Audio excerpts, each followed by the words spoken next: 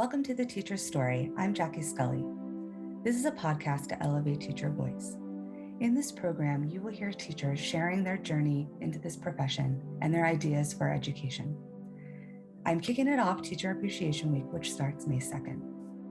This is about honest, vulnerable, inspiring storytelling.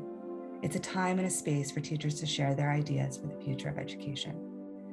Teachers are beautiful beings who give their heart and soul to their community. They're innovators, they're inspirational, not only to children, but to the people around them. And they deserve to share their voice. So welcome to The Teacher's Story. Enjoy. Hi, welcome to The Teacher's Story. This is Jackie Scully, and today we have Kasey Tench with us. She's a former educator of 10 years, family and consumer sciences or life skills. She is now currently running her own business called Rooting for You, and she's a holistic coach and mentor. And she's just such an inspiration. We had a wonderful conversation when we first met, and she shares so much goodness out there on social media platforms. So I am so excited to have all of you listen to her story. So thank you, Kasey, for being here. Thank you, Jackie. What a beautiful introduction. I'm truly honored to be here and to have a conversation with you today. Thank you. I'm so excited. My first question for you, looking back at your background in teaching, is what was kind of the early inspiration to get into education? That's a great question. So when I was in high school, I was in early childhood education. It was a class that was offered at my high school, and we were able to do an internship at the local elementary schools. I loved the interaction of getting out into the community and working with other teachers. But I knew that first graders were not in the cards for me. And so one day I was back at my high school and I was talking to my teacher and I said, I think I just want to be you. And she was like, okay, I can help you do that. Her name was Miss Shatterly. She was fantastic. But she helped me figure out what she studied in college and what I really wanted to major in, and that was family and consumer sciences. Family and consumer sciences is in the realm of CTE, and that's how I got into all the life skills classes. There were only 3 schools in North Carolina that offered the major of family and consumer sciences, and so it really turned into an easy path for me to follow. Everything just really fell into place. I love that. Actually, when I was in high school, I really liked my family and consumer science classes because it was so practical. And I felt like I could use this already as like a teenager and get ready to, use that as a young adult. I've been at independent schools recently, and we don't have any kind of classes like that. And I kind of miss it because I feel like they're so needed and they often don't get prioritized. Like people don't really think about how needed they are and how practical they are. So I think that's just great work. So thank you for sharing that. Of course. What was some of your early teaching experiences? Like you can mention the first school or the last school you were at, anything that was aha moments, highlights, obviously, when you're a new teacher, maybe some challenges or anything else you'd like to share. It was my second year. So I was brand new and I had no idea how to navigate it. So the first 9 years that I was in education, I was at Salisbury High School, which is in a pretty lower socioeconomic neighborhood, high needs population. And that was where, when I interviewed there, I walked through the hallways and I was like, this is it. And so I felt it in my bones, the calling to be there, and I loved it. With that being said, there was always some kind of excitement going on. Yeah. And my second year, I was a beginning teacher. I was teaching a class called Teen Living, and we had a unit on sex education.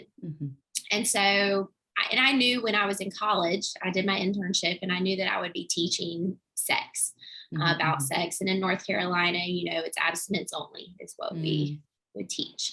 And so I could talk about contraceptives, but only on the perspective of this is how they don't work. And, let's choose abstinence. So, and this is at a public school. Yes, that's at a public school. So how did you feel teaching abstinence, especially in a public school? Because I could see if it was like a religious school, but in a public school where, sex education, particularly today, and I thought, for a while, it's like, no, we do want to teach about contraception. We do want to teach about safe sex. So like, what was kind of like your internal feelings with that? Truthfully, I did not like it, me personally. And I taught that class for 7 years. It changed into parenting and child development. And that was the class that we sent the robo babies home in. Again, the neighborhood that I was teaching in, it was high needs. One year I had 14 teen moms in my class, and I believe 9 of them were all freshmen. They came to me pregnant from middle school. Oh my goodness. And so, sex was a topic that needed to be addressed, but we had that red tape from the state of, you can only talk about abstinence. And I did push my limits. I sprinkled in my own little tidbits here and there. Like, this is what we're testing on. This is what the state says, but also let's talk about how to do it safely. And I mean, I could have technically gotten in trouble for adding that, but I knew that there was a need for a different kind of education than just don't do it, because you can tell kids to not do it however many times you want to, but that's just not the reality. They're going to do it more. You tell them not to do it. So I spent extra time talking about different contraceptives. And I did tell them, nothing is 100% effective other than abstinence. So let's just start with that. But here are the things that are more effective than others. And so I really tried to educate them in the different contraceptives, as well as tying it all back into the abstinence. So I teeter-tottered the line heavily. And I think that's an important point, Kasey, because as teachers, you have a lot of cognitive dissonance, because you might be told this is what is in the curriculum from the state. And, tax money is going into paying for schools and curriculum. So there's all this like sense of responsibility of like, I have to follow it, even if I know in my heart that like, it's not the right way to teach something or not the full picture. And then you want to do what's truthful, because I think a lot of teachers go into this field because they want to teach truth. They want to enlighten young people. They want to set up young people to be successful young adults and be good community members. Part of that is also like, teaching truth and teaching how to like have safe sex, right? Like, we're humans. It's part of our human nature. Like, they're going to do it. So it's really hard. I know there's like, and we'll get to this later in your story about, why you left teaching, but I think there's a lot of reasons, but there's another layer of teachers might be leaving because they might be in certain schools or certain places where they're being dictated what to teach or what they have to take out. And they know that that's not okay. Like, it's not giving the full story, and it doesn't sit right with them. Like, I know in some places where, maybe they're not teaching the full American history story, right? Or they're not teaching about different gender identities. If I was in a particular place like that, for me, I would have a difficult time, like I would have a lot of like this dissonance of like, but, that's not the full picture. And I teach psychology, and it's like right there in the curriculum, all that stuff. Like, I don't do sex ed, but we talk about sexuality. We talk about sexual motivation, as part of our psychology. And I have a group of AP Psych teachers on Facebook. In some parts of the country, they're like, I can't teach some of this curriculum, and it's AP curriculum. It's going to be on the test. And that's just hard to do as a teacher, Yeah, it is. And it's hard to do as you're told when what you're being told is not what's best for the kids that you're teaching. And I'm not saying that it wouldn't be best for all kids, just the kids I was teaching in my classroom. That was not the curriculum that was best suited for my clientele. And just navigating through that was difficult. And like you said, there's different standards and we teach to the standards. And I was a state tested subject. And the curriculum, the little piece on contraceptives, that was not heavily weighted. So that was not something that we had time to spend a whole week on. It was planned out to just briefly touch over it and say, okay, guys, here it is. Don't do it. Let's move on. But I have 14 kids with babies. So, do I really want to skirt past this like the state says I should? Or do we need to spend some time talking about this? Because these are the kids in my room. And so just making those decisions. And kind of leading into our next part, we'll talk about like the pandemic, but kind of that stage, because you were coming out of teaching during this time of the pandemic, when teachers feel like they don't have any voice. And that's kind of the reason I wanted to start this podcast, is like, we know what these kids need, and like, it might be for this demographic. And I really don't have any voice, even though I use it, because when we talked before, you have raised your voice in schools. You have been a leader in schools. Like when I mentioned, like, I want to empower teachers to go to their school board, go to their directors and principals and superintendents if possible, and like share their concerns, and you did all of that. And it still was like, no one was trying to even give any attention to it. So moving into our next part, like the pandemic itself, as a teacher, challenges, aha moments, or any takeaways, but then how it kind of maybe led to this transitioning out of the classroom? I think the pandemic itself highlighted the cracks in the system. It highlighted what was broken, in education, in society, and in individual humans, because we were all left to kind of go inward, go into our homes and fend for ourselves for a little bit, and not really get any kind of community interaction. And so that's what was highlighted were the pains. People were so angry because they were in pain about different things, different decisions being made. And the pandemic early on, right at the beginning of 2020, what it did was it took away the goodness of what we had in education. From my perspective, the reason I stayed for 10 years was because of the classroom, what I got to do in my four walls. It wasn't all the bureaucracy. It wasn't the politics. It wasn't because the different workings of a school system, all the reasons that people complain. We know that stuff. The reason why teachers stay is because what happens in their four walls with their kids in their classroom. And the pandemic took that away from us. And so then we were really left to view, okay, well, what are we doing here? We don't have the good part right now. What can we focus on? What kind of difference can we still make? There was one kid. I taught one student from March until May because nobody else showed up. Wow. On Zoom. And so, I taught that kid. I did my best with my one while trying to reach out to my others, but that was just, it was difficult. Remembering my why and staying focused on why I want to stay in this profession when that was taken away from it. And so then jump to August of 2020, my district, we went back in person. And we did A-Day, B-Day for a little while. So half the kids came on one day, half the kids came on another. And even then, the districts surrounding us were not in person. And so there was lots of angst in the atmosphere. When one person would get sick, everybody would, okay, what room were they in? Because also teacher shortage, teachers are covering classes. There's no substitutes. And so we're the ones in it. And there was so much fear riddled in the building during that time.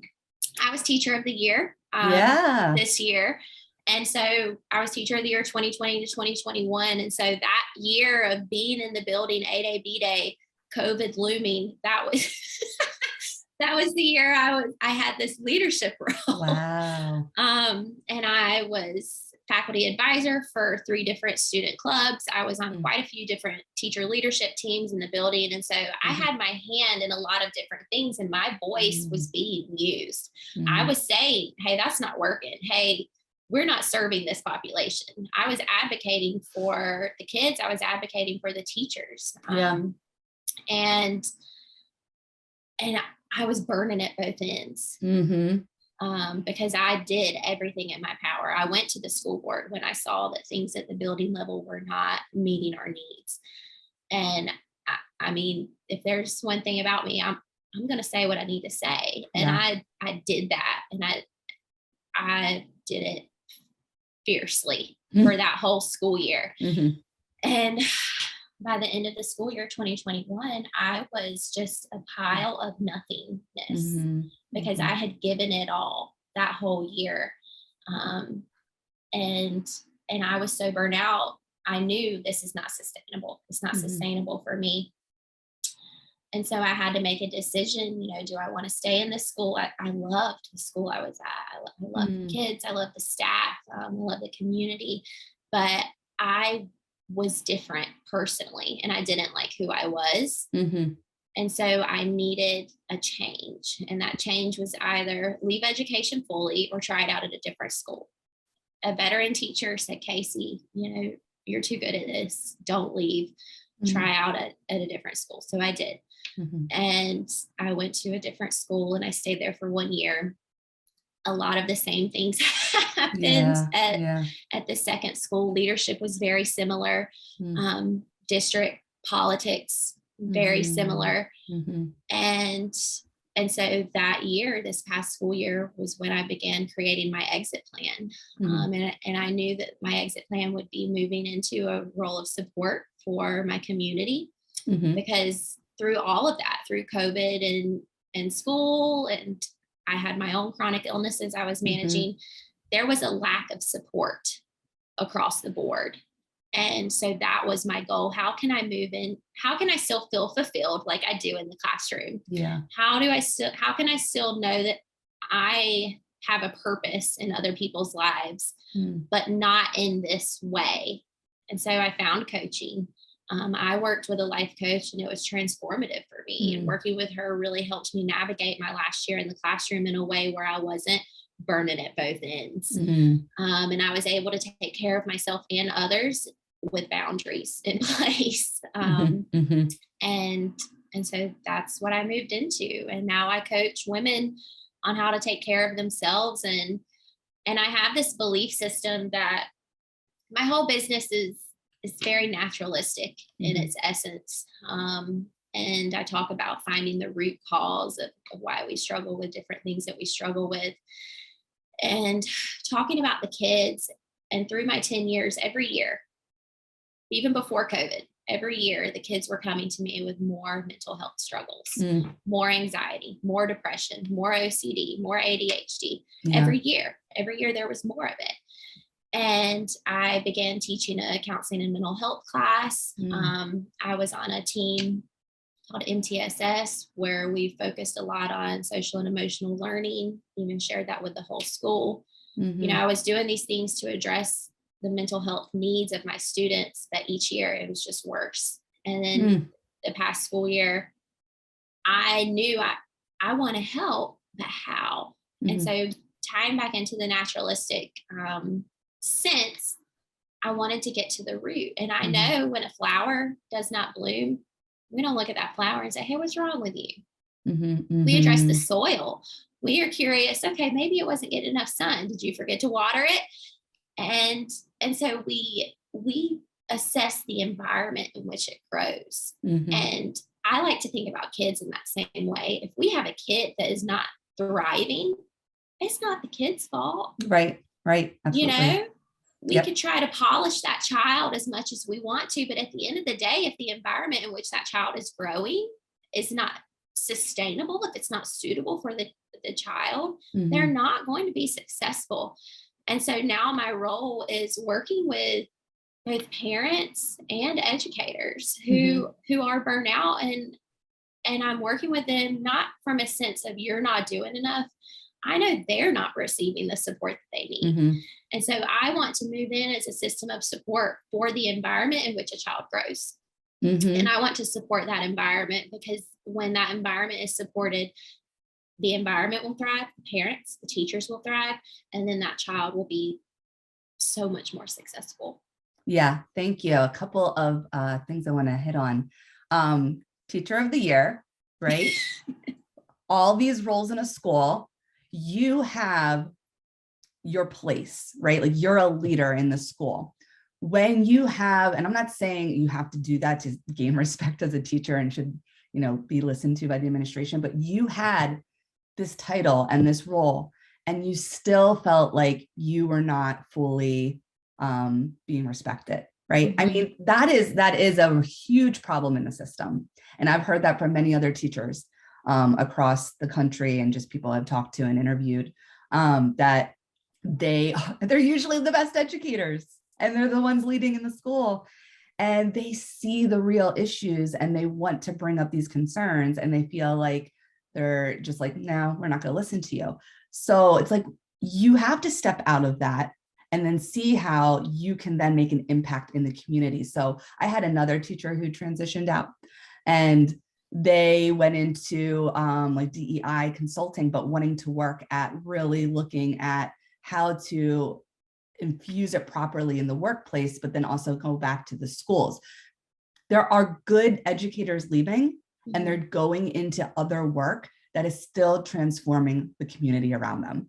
And by doing like the work you're doing, especially if you're working with educators, it is helping that soil, right? It is helping to water those plants. And I actually used that analogy recently in a post on LinkedIn about, we need to water our plants, like our children, right? We need resources. And a lot of teachers feel like their hands are tied because the resources aren't there, and they're spending their own money on things in school.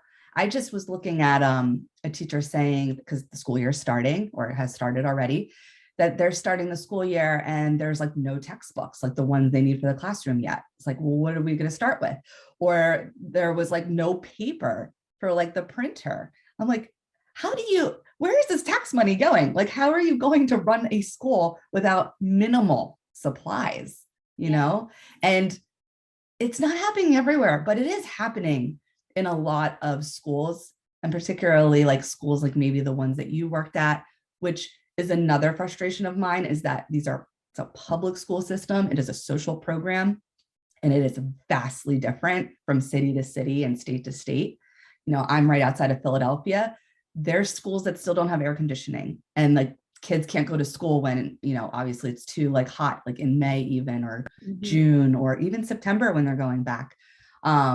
Or just like really, old buildings falling apart. I'm like, but then you can go to some schools, like I'm in New Jersey, that are more affluent areas that have like everything you need and more. It's just not right at all. So, I mean, I applaud you for speaking your mind in a school, but then realizing like it is failing you and it's failing the kids, and you need to leave to go and do something else to benefit that community. I mean, there's a lot of integrity in that. And this is another story I like sharing because we've talked about this. The news is just going to highlight all these teachers leaving, and they're not going to know the reasons. They're not going to know all these different, holes in the system necessarily. Just gonna be like, oh, it's just a teacher shortage. And there's been another kind of spin on that language of like, no, there's not really a teacher shortage. These are teachers. You will always be a teacher, by the way. You will always be a teacher, and you're a teacher as a coach. The problem is the system, right, is broken, and it's pushing these teachers out. They're there. They just can't work in this system. And in some of these schools, if they are just like, it's falling apart, what do you want me to do about it? Like, I got to go and leave and do something, not just like go into corporate, but I got to do something to help in another way. Yeah. And, we're faced with that. It's falling apart. It's like, do I go down with this shit? Because the building's going to fall down either on me or while I'm out of it. Yeah. And we have to make the best decision for ourselves. Yeah. And it was, oh my God, the most difficult decision I've ever made, because I loved being in the classroom. Yeah. But I wasn't going down with the shit. No, absolutely. And that is so important. And you already were going through your own health issues. And you said ever since you left, you've been able to heal from those chronic illnesses that you had. You had many, right? Yes. So a number of them, 4 are actually in remission That's now. amazing. I am Wow. on this holistic path of healing my own body. From the years of 2015 to 2022, I was getting a new diagnosis a year. Oh my goodness. And I just, I was so young. I was like, no, Yeah. this is not how it's supposed to be. Mhm. A part of it was lifestyle. A part of it was the choices that I was making. A part of it was being riddled with stress. Mhm, mhm. Um, and the stress that was coming from being an educator, and even the schedule. This past school year, the schedule was so rigid. I was waking up at 4:30. I was Mm. interacting with kids at 6:30. and, Wow. and That's too early. oh my God, it was so So they're much. at school at 6:30. Yeah, they're walking in the door. And kids walk in the door with all their problems. Mhm, And mhm. me, I have a heart for them, and Yeah. relationships are of top priority. And so the kids are coming to me at 6:30 in the morning with Mm, all their funk. mm. And I want to be there for them. And so my body, in order to really heal in the way I knew was possible, I needed a different schedule. Yeah. I needed more flexibility in my schedule. I needed to be able to wake up and eat Mhm, breakfast and move my body and just go back to the basics of that physical care, mhm. because my body was screaming at me, Mm, for help. But mhm, mhm. 4 of my chronic diagnoses are in remission. That's Um, amazing. and So one of wonderful to my hear. thank you. One of my Yeah. biggest things that I share with my clients and anybody that'll listen is that healing is possible, and we Mhm. have the power to heal our own bodies. Um, it just takes a little bit of work and restructuring our habits. Yeah, and I think that's a great thing to highlight because again, schools being so different across the country is that start time is insane. And there's a lot of research about how schools need to start later, especially, I mean, not for educators, but for these teenagers. It's not developmentally appropriate to be Yeah. up that early. They can't learn anything. Like Yeah. we're having a later start in our school schedule this year. So we're starting at 8:30, which is going to be phenomenal. And we don't have to be there till 7:45. So I feel like, okay, there's reasonable, but I have worked in some schools, and when I was in public school where I was there at like 6:45 in the morning because school was starting at 7 o'clock, or kids Yeah. would be coming in at 7, it would start at 7:15. And I'm like, and I had an hour commute. So same thing, like I'm getting up at like 4:30, 4:45 in the morning. It's not sustainable long term. No, When you're not like at a all. very young teacher, you could do it maybe for a couple of years, but like long term, it's not sustainable at all. And you had to take care of yourself. Your body was breaking down, Mhm. and you can heal yourself holistically, not to take anything away from treatment and medicines, but like a lot of ways that you can get back to like healing yourself is just sleep, right? Having time to exercise, eating at an appropriate time, and eating like a nutritious meal, which is also hard to do if you're on the go. Cause like, all right, let me grab this like bar, this snack, bag of chips, whatever. And then having just peace and time in your day to like maybe meditate or do some like gentle yoga or just like pause for maybe, 20 minutes. And it's like also an American culture thing that we just don't do that. We just don't take care of our bodies.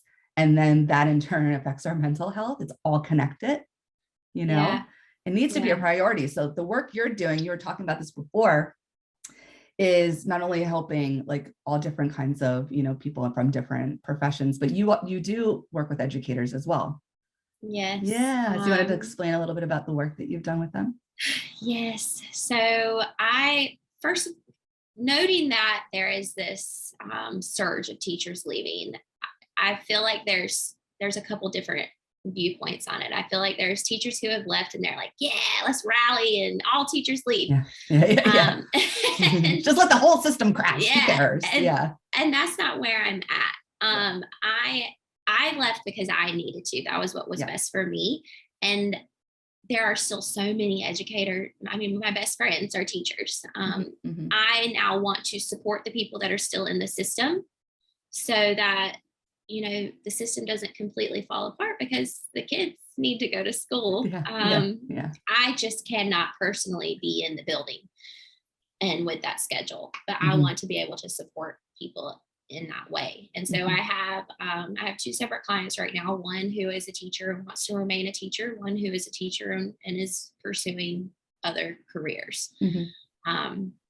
I do my best to support both of them and give them full freedom in creating their own goals and just aid them in that. So my coaching structure is within alignment of the seasons. I talked about my naturalistic view. We begin with spring because spring is when you plant seeds. Spring is when you begin new habits. If you want to create new personal habits or new professional habits, we do that in our spring session. That is the first week that we work together. The next week is summer. And in the summer, this is flexing in your vitality. This is when Mother Nature is fertile and there's baby birds and baby rabbits and all of the beautiful flowers. Summer is about being seen. And so I encourage my clients to schedule their social events, work events, anything where they may need to be talking or be seen. It's going to be in the summer. And then fall, we know that the leaves are shedding, and this is the time to begin to wind down, move inward. What leaves do you need to shed? What did not work out in spring and summer for you? Okay, let's address that. Let's keep what worked and let go of what did not.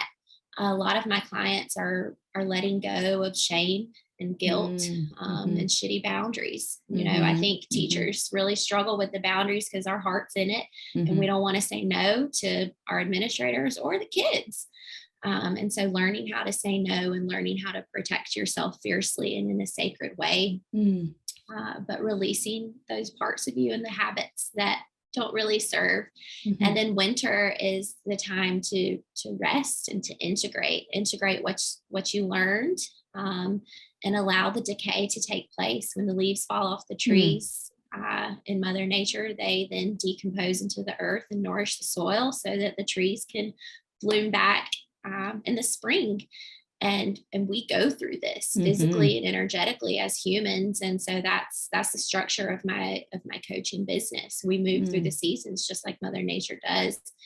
And just getting back into alignment. We talked about my holistic views and back to the basics: sleep, sun, water. Resetting your circadian rhythm will work wonders for whatever ailments you have in your body, waking up with the sun and going to bed with it. And I truly feel like this whole hustle culture that America has is harming us. And so I encourage my clients to live within alignment of the seasons. And they're seeing great success, and I've seen great success. That's wonderful. Yeah. And I love that whole natural approach of like looking at the seasons, because as you were describing it, I'm like, literally, like I can visualize like from spring to right now and then going into the fall. And I think kind of like the idea of starting school. So at least for like the educators you work with that are staying in the profession. And I want to just plug you, Kasey, if you want to reach out to her, I'm going to put her information in the show notes, but teachers or non-teachers, like having a coach, a life coach, and someone who really will be there to have your back is so important. It's just like if you need a time in your life where you need to go to therapy, or if you need support, there's support there. And you don't have to have all the weight of the world on your shoulders and feel like you have to figure it all out, because you just can't. Part of being, in any profession, part of just taking care of yourself is being vulnerable and saying like, I need guidance. I need help right now. And I was just thinking of like the fall when you were explaining that it's like, it's a new year. So like, I'm really excited for this new school year. I'm in a very like different situation where we have the new schedule, we have a new department chair, we have a lot of newness. And the idea is like, what has happened the last couple of years, put that away. We're starting again. It's kind of this fall of like, let's kind of see where this new emergence is going, and then just see where it goes from there. And I think when you work with educators staying in, it's a good mindset to have. It's very easy to hold on to the hurt and to hold on to the pain that maybe some of them have gone through over the last couple of years. And if they're staying in it, whether financially they need to, or they're like, I just want to give this another shot, or I want to just see where it goes now that we're kind of moving out of COVID protocol, they need to have that mindset. Like, it's really important to reset and say, let's try to, see where this new year will go, right? And you're not being overly optimistic, like everything's gonna be great, rainbows and sunshine all the time. Like, when there's issues, and if you're able to, use your voice and see where it goes. And if you're in a situation like you were in and no one's taking care of you or no one's listening to you, you got to make that life decision. Everyone's got to take care of themselves. And, this gets said a lot, like, you don't take care of you if you don't give yourself self-love, then you can't really give to anybody else. You can't do it. So having someone like you, like a coach, is really, really important for people to see. Like, that is like a really important thing to do. You're investing in yourself when you do that, Yeah, thank you for that, Jackie. Yeah. It's an investment in you, how you show up for yourself, for your family, and in your career. Thank you for plugging my services. Absolutely. I want to just add that any educators that are here with us today listening, I'm offering 25% off to your audience, Jackie. So anybody that found me here, just shoot me a message and email. My contact information will be in the call notes, and just let me know you heard me on the teacher story. Yeah, absolutely. I'll put all of that in the show notes, and you can just reference me. And that's great that you're offering that discount. Yes. Thank you.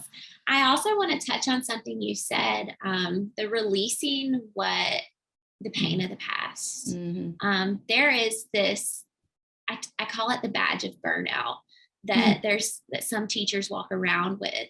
Like they get extra points for being the most miserable. And that's just, that does happen. It's silly. It is silly. Because that's not how it is. You don't get extra points for being the most miserable person in the building. And those people that I have worked with, they are also the most brilliant. They have the most experience.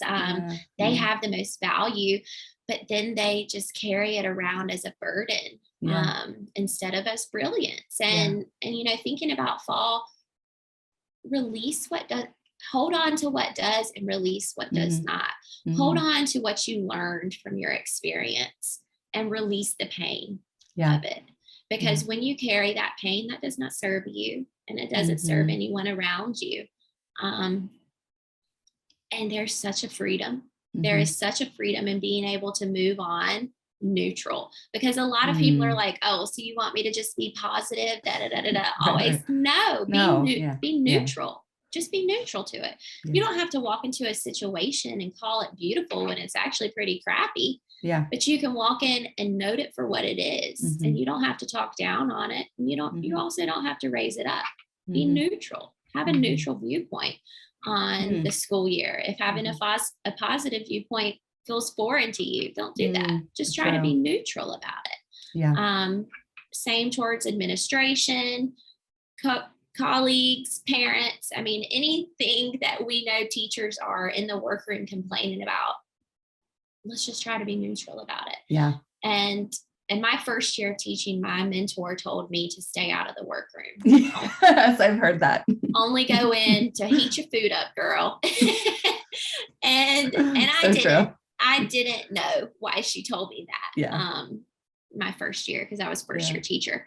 And now after 10 years, I get it, because the workroom is where people like to sit and complain. And that's just not my vibe. I mean, like I said, if I've got something to say, I'll say it, but I'm not going to waste time talking to somebody and just complaining about it. I'm going to go to the person that's in charge. How do we solve this problem? And so I'm not into the being miserable for the sake of being miserable.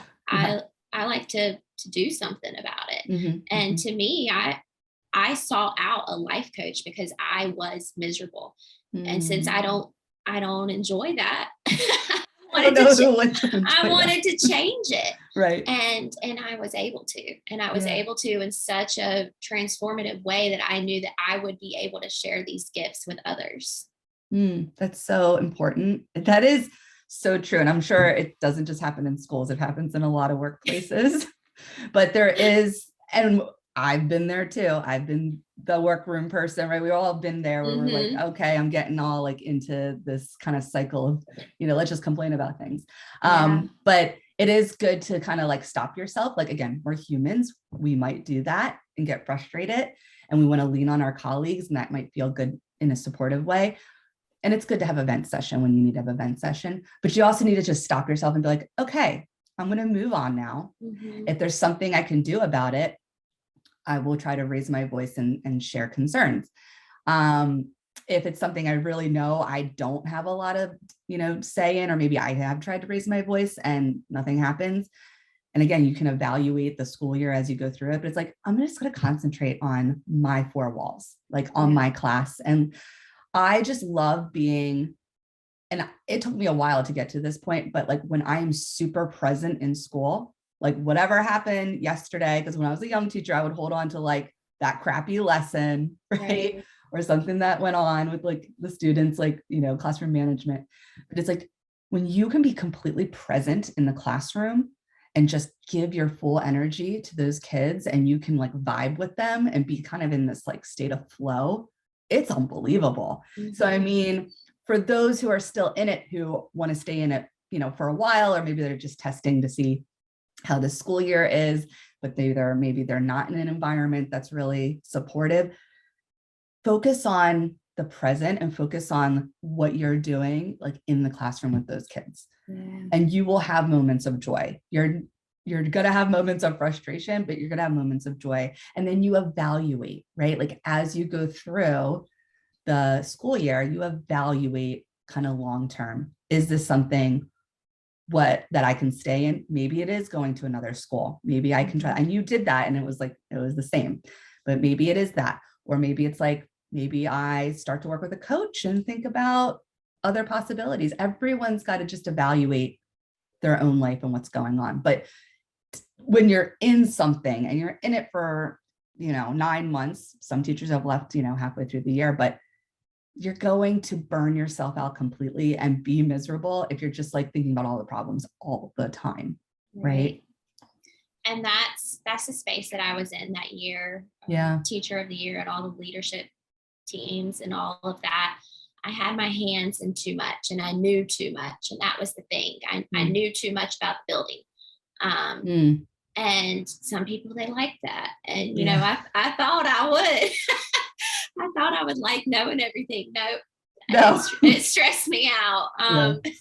And so my last school year, I was not on any committees. I was not on any teams. I didn't do any clubs. I was a classroom teacher and it was fantastic. I focused on my four walls and focused on the kids in my room, and every day was purposeful. Every single day we did something, and that was magnificent. And it was just such a good feeling to know that, there is still a really great teacher that lives in here. I was just really bogged down by all the outside noise. Yeah, absolutely. Well, you'll always be an educator. And I just want to say thank you so much for this conversation today and sharing so many different parts of your story that were really like honest and vulnerable. And I think you are just a really strong person, and you are a giving person. And this is a story of a transitioning teacher of hear what you went through, right? Hear how you want to give back. That is important, not just what is the headline in the newspaper, right? So thank you so much, Kasey. Thank you, Jackie, for this opportunity. I appreciate you having me today. It's been fabulous. It's been great. And we'll definitely stay in touch. I've loved connecting with you. Yes, please do. All right. Thank you. Have a good day. You as well. Bye. Bye-bye.